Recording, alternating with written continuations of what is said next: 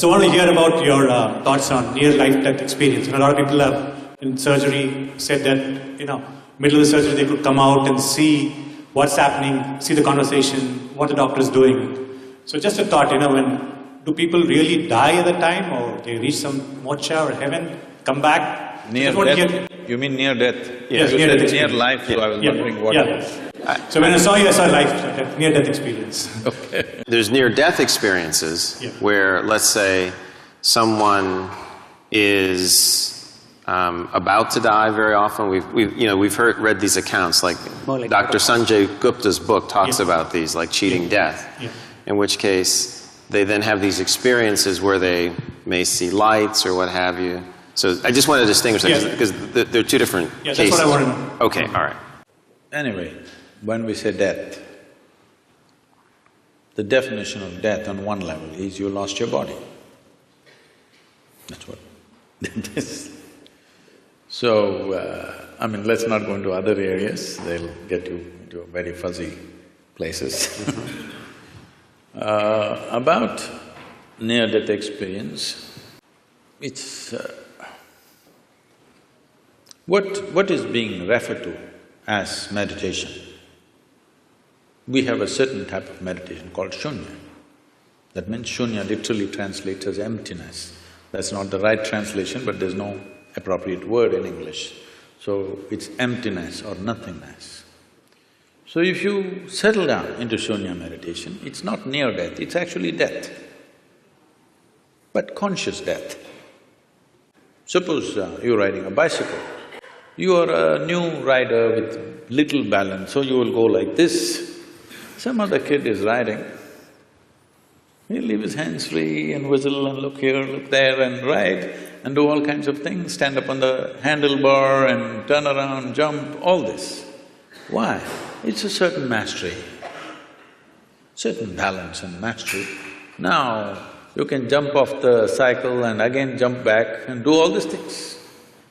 Similarly with your body, if you have a certain amount of mastery, you can jump off and jump back quite effortlessly. Now it is happening accidentally because of some medication, or for many people during 60s, 70s, the LSD time, there were a whole lot of people talking about this thing, sir, it's your time. It was your time. Oh, okay. Metaphorically. So, a whole lot of people talking about this, and it really happened to them. It's not that they were imagining things, it actually happened to many of them. But it was also because it was hallucinatory. Nobody knows whether it's this or that. There's no way to for sure say it actually happened to them or not. But I've met many people of those times who genuinely experienced things with which their lives got transformed in many different ways. In a crazy way, but suddenly everything about them changed simply because somewhere they perceived this… you can yo-yo this body a little bit if you wish, it's not a permanent thing. Just that little awareness changed the way they perceive life and they behave and they do things in their life.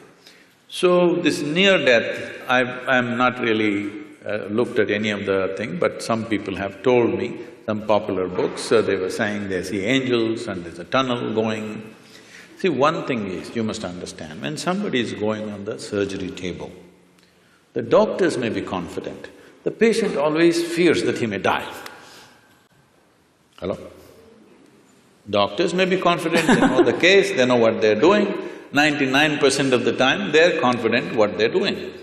But the patient, once he closes his eyes and hands over his life to somebody, he always fears what will happen. So every small thing he thinks is death. It happens to people, if you put a gun to somebody's head and just shoot and miss them or it's a blank, they almost died. Near-death experience, they'll blank out for some time and then they come back. They really think they went away and they came back. And they saw the scene also from the top, because that's because of the Hollywood. So, human mind is capable of creating many dimensions of experiences. It need not be construed as death, it's life. First of all, anyway, I'm coming out with a book on death, an inside story.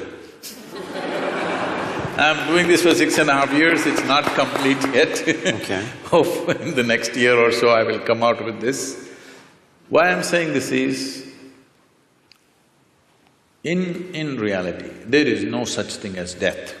It's life, life and life alone, moving from one dimension to another, another dimension to another. So if I lose one dimension, it looks like that is dead. Right now, it is a medical fact that they say approximately every fortnight, you're losing 7 kilograms of your existing body and something new has come in 1 fortnight. Whatever your weight, you must just calculate in how many fortnights you're completely lost.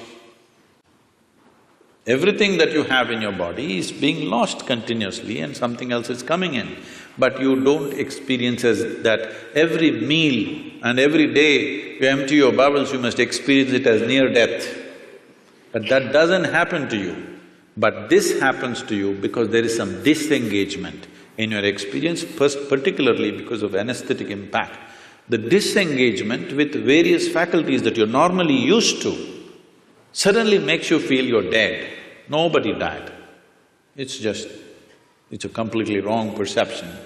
Yes, every moment of your life, if you are willing, if you are not entangled with situations and your own thoughts and emotions, there are many things you can perceive right here. Right here, sitting here, you can look at your life from there, okay? This is not near death, this is life. But because, as I said, loss of faculties works out well for a lot of people, unfortunately. It's not a good thing. This happened.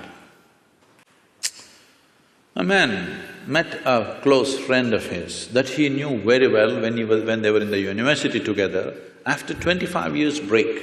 So he invited home for dinner, he went, and being an Indian household, the wife was serving and these two men were eating. And every time he wanted to ask for something from his wife, he said, my honey, my sweetie pie, my boo-boo-boo, my coco-coo, my bulbul, and whatever else, your Tamil, so my tangam and my chuchu, all those things. So after the dinner was over, the friend was leaving and he said, you are having an amazing life, aren't you? I'm married with my wife for 15 years, we can't even look at each other's face. The way, the endearments you're showering upon your wife is truly fantastic. I said, what are you talking about? He said, you called her bulbul, you called her tangam, you called her this. I said, oh man, I forgot her name 7 years ago.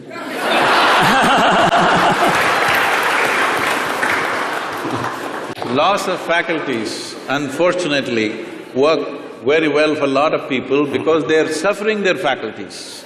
The greatest faculties that have come to us after millions of years of evolution, unfortunately we suffer because we have not read the user's manual.